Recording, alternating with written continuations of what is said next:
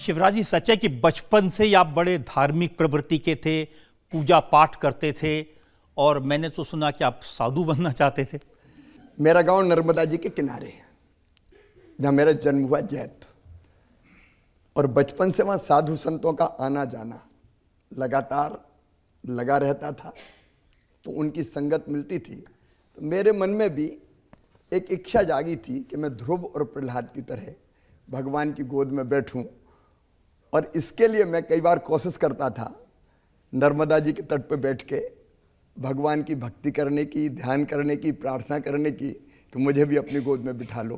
तो अध्यात्म और धर्म के प्रति रुचि मुझे संस्कारों से मिली और मैं काफ़ी प्रयत्न ये करता था, लेकिन उसी में से मुझे दिशा भी मिली। बचपन से मैंने गीता जी पढ़ी। गीता जी पढ़ने के कारण ये भाव मन में पैदा हुआ कि ये जीवन केवल पेट भरने के लिए नहीं है, मानव जीवन सफल और सार्थक करना चाहिए। और उसी समय स्वामी विवेकानंद जी की किताब मेरे हाथ लगी बचपन में ही, जब मैं 6वीं 7वीं पढ़ता था, और उसकी कुछ पंक्तियां आज भी मुझे बहुत प्रेरणा देती है, वो मैं आज शेयर करना चाहूँगा। स्वामी जी कहते हैं, तुम केवल 3.5 हाथ के हाड़ मांस के पुतले नहीं हो, तुम ईश्वर के अंश हो, अमृत के पुत्र हो, अमर आनंद के भागी हो और अनंत शक्तियों के भंडार हो। दुनिया में कोई काम ऐसा नहीं कि जो तुम ना कर सको। तो मैंने भी ठान लिया कि कुछ ना कुछ करना है जीवन को सफल और सार्थक बनाने के लिए। आपने जब कुछ करने की कोशिश की, 7वीं क्लास में आपने नेतागिरी करने की कोशिश की, तो चाचा ने बहुत पिटाई की थी आपकी। बिल्कुल सही जानकारी है आपको। जानकारी तो आपको बहुत गहरी होती है रजत जी।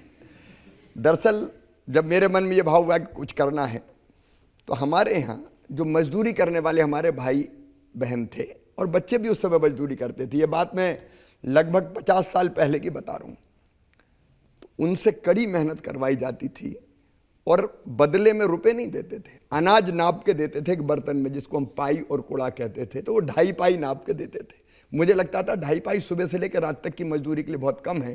तो एक दिन मैंने अपने मंदिर पे गांव के मजदूरों को इकट्ठा किया। उम्र कम थी इसलिए कुछ हुए कुछ नहीं हुए, और फिर वहाँ मैंने कहा कि देखो भाई, ये 2.5 पाई मजदूरी बहुत कम है। तो मजदूर बोले, भैया हम क्या कर सकते हैं, हम आंदोलन करेंगे, अपन काम बंद कर देंगे, किसानों के खेतों में काम करने नहीं जाओगे तो ये मजदूरी बढ़ाएंगे। बोले ऐसा हो सकता है क्या? मैंने कहा हाँ, कोशिश करेंगे तो होगा।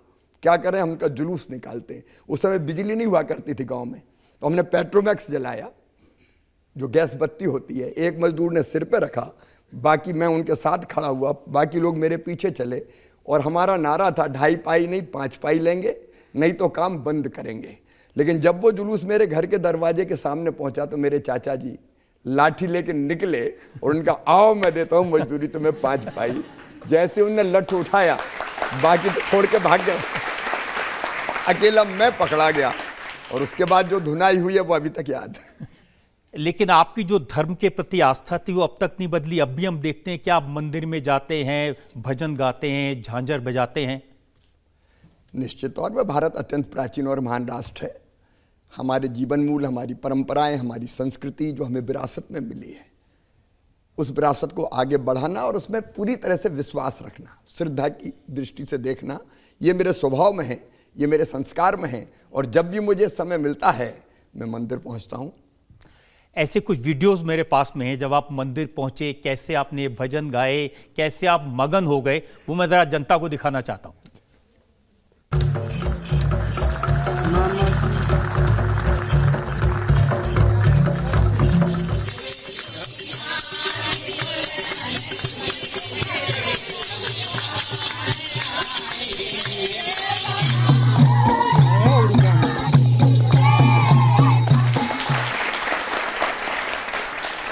जब आपके राजनीतिक विरोधी कमलनाथ इनको देखते हैं तो वो कहते हैं कि शिवराज जी इतनी अच्छी एक्टिंग करते हैं, इनका नाम तो शिवराज सलमान रख लेना चाहिए था। और मुंबई चले जाते एक्टिंग करने तो मध्य प्रदेश का बहुत नाम करते। रजत जी, इसका जवाब मैंने नहीं, जनता ने दिया। जब उनने ये कहा तो लोगों ने मुझे कुछ फोटोग्राफ्स भेजे। मैं वो फोटोग्राफ्स आपको और आपके माध्यम से दिखाना चाहता हूँ। मैं साथ लेके आया हूँ, एक नहीं अनेक हैं। मैं चाहता हूँ कि जनता ने जो जवाब दिया है वो लोग देखें। ये तो सलमान के साथ उनकी तस्वीर है। और ये जैकलीन फर्नांडिस हैं। अब आप देखिए, वो कहते हैं शिवराज सलमान नाम करीना मेरे को- कपूर के साथ भी हैं। हाँ। और ये दिया मिर्जा। आप जानते हैं इन सबको? मैं इतने नजदीक से नहीं जानता जितनी गहराई से कमलनाथ जी जानते हैं। अब देखिए, फोटो उनके, जानते वो हैं, साथ वो हैं, और मुझसे कहते हैं कि मैं बॉलीवुड जाके एक्टिंग करूं। आईफा वो कराएं, करोड़ों रुपया उसमें वो लगाएं, और मुझसे कहते हैं मैं बॉलीवुड जाऊं। ये तो जनता का जवाब है जो मैंने दिया। वो कहते हैं कि शिवराज जी को न मैं नाचने में हरा सकता हूं न गाने में इनका मुकाबला कर सकता हूं, कलाकारी में मुकाबला नहीं कर सकता, लेकिन चुनाव में इनको हरा दूंगा।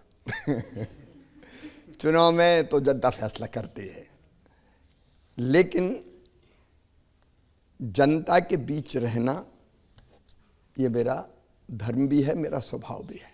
हम लोग आफ्टर ऑल लोकतंत्र में जनता के सेवक हैं, और मैं हमेशा ये कहता हूं, मध्य प्रदेश मेरा मंदिर है, उसमें रहने वाली जनता ही मेरी भगवान है, और उस जनता का पुजारी शिवराज सिंह चौहान है।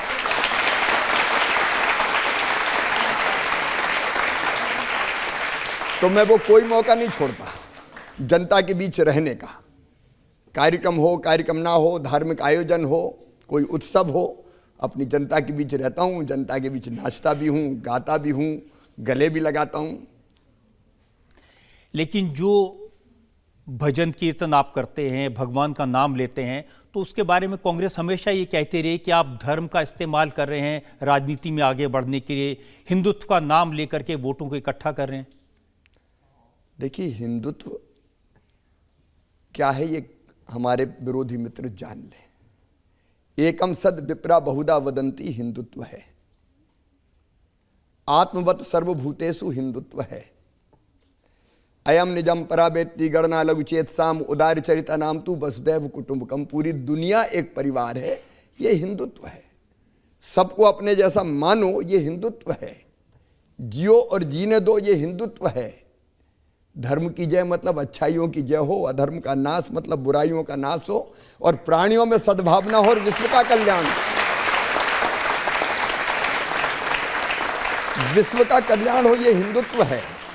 सर्वे भवन्तु सुखिनः हिंदुत्व है, सर्वे सन्तु निरामया हिंदुत्व है, सर्वे भद्राणि पश्यन्तु हिंदुत्व है, माँ कश्चित् दुख भाग भवेत हिंदुत्व है। और इस हिंदुत्व पर हमें गर्व है। लेकिन आजकल आपको नहीं लगता कि मध्य प्रदेश में कांग्रेस के लोग आपके हिंदुत्व में एंट्री करने की कोशिश कर रहे हैं? पहली बार मैंने देखा कि कांग्रेस के जितने कार्यालय हैं उनमें कमलनाथ ने हनुमान चालीसा का पाठ कराया। हमारे लिए, भारतीय जनता पार्टी के लिए, ये हिंदुत्व या धर्म चुनाव का मुद्दा कभी नहीं रहा। आस्था का विषय है, श्रद्धा का विषय है। लेकिन कांग्रेस ने पहले तो हिंदू के नाम पे ही भड़कते थे। हिंदू कहना मतलब संकीर्ण है, सांप्रदायिक है, नाम मत लो। कई तो राम को काल्पनिक कहते थे। वहां तो लोग ये कहते थे अस्पताल बना दो, टॉयलेट बना दो, ऐसी बात करते थे। लेकिन मैं अपने प्रधानमंत्री श्री नरेंद्र मोदी जी का अभिनंदन करूंगा। भारत की परंपराएं, जीवन मूल, संस्कृति, संस्कार, राम, कृष्ण, शिव, उन्होंने ऐसी धारा मोड़ी कि अब इनको लग रहा है कि इसके बिना काम नहीं चलना चुनाव में भी। तो अब ये चुनावी हिंदू बनने की कोशिश कर रहे हैं। वो लोग जो राम को काल्पनिक कहते थे, अब त्रिपुंड लगाते हैं, और सिया राम, जय जय राम, और कई तो हनुमान चालीसा का पाठ कर रहे हैं। संकट कटे मिटे सब पीरा, जो सुमरे हनुमत बलबीरा। अब वो सबसे बड़े हनुमान भक्त कार्यालयों में हनुमान जी का पाठ करा रहे हैं।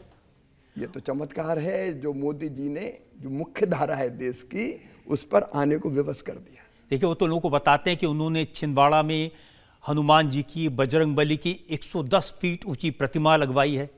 देखिए, जाम सांबली वहां का बहुत प्रसिद्ध मंदिर है, बरसों पुराना।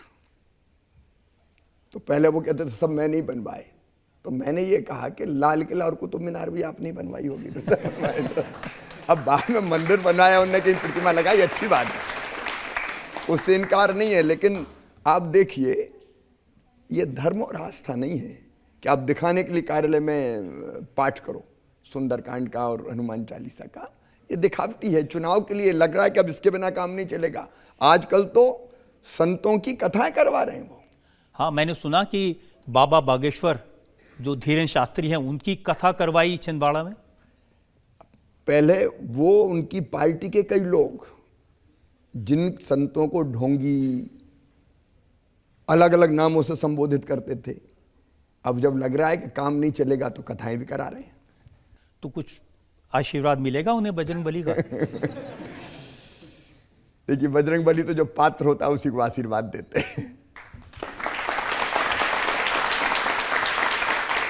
लेकिन आप भी जवाब तो बराबर का दे रहे। आपने छिंदवाड़ा में हनुमान लोक बनवाने का घोषणा की है, उसमें कौन सी गलत बात है?